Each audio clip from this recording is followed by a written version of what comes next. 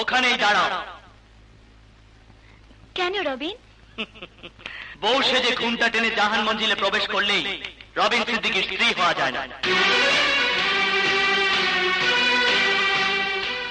রবিন, দিশাকে যদি তোর স্ত্রীর মর্যাদা নাই দিবি, তবে কেন তুই ওকে বিয়ে করেছিস? আমারও সেই একই প্রশ্ন দাদিমা। একদিন মিস্টার শাহেদ সিদ্দিকী আমার মাকে বিয়ে করে স্ত্রীর মর্যাদা দিয়ে এই জাহান মঞ্জিলে এনে তুলেছিলেন,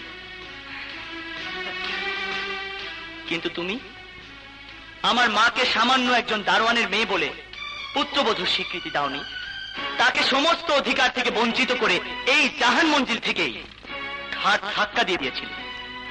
মনে আছে দাদিমা?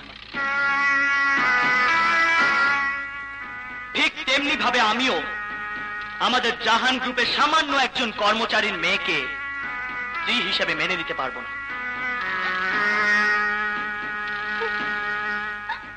রবিন, কি চাস তুই?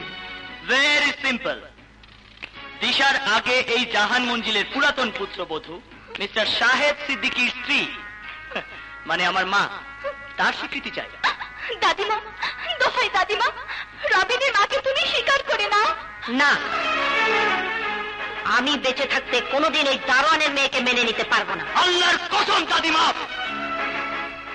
যতক্ষণ তুমি আমার মাকে স্বীকার করে এই জাহান মঞ্জিলে ফিরিয়ে না আনবে, ততক্ষণ দিশাকেও আমি এ বাড়িতে ঢুকতে দেব না। Get out. এই মুহূর্তে এই বাড়ি থেকে বেরিয়ে যাও দিশা। Just get the hell out of here!